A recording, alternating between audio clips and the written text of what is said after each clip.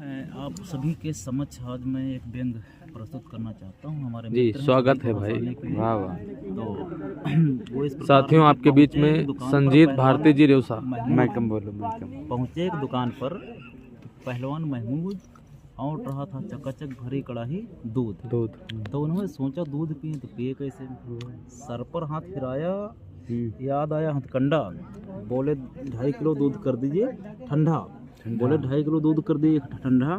गटागट मारी एक डकार और दूध पी करके महमूद जी बोले होशियार बोले आपको बिल्कुल नहीं सलीका, बिना शक्कर का दूध दिए, हमको लगा है फीका।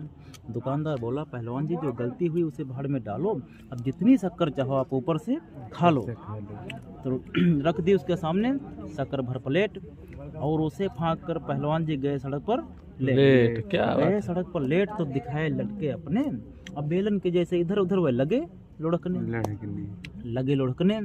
कहते हैं संजीत कबीराए हेल्थ ऑफिसर आओ, और यदि शक हुआ दूध में तो नाली में फेंकवा ले गए उनको तुरंत एम्बुलेंस में डाल। तो फिर डॉक्टर ने पूछा कहो अब कैसा है हाल। बोले डॉक्टर साहब कैसा है हाल, क्या मैं आपको बतलाऊं। अरे बीमार हूँ तो मैं उसका इलाज कराऊं। मैं तो लौट रहा था, पेट को हिला रहा था, लोट पोट कर शक्कर में दूध मिला रहा था। क्या बात है, वाह वाह वाह भाई।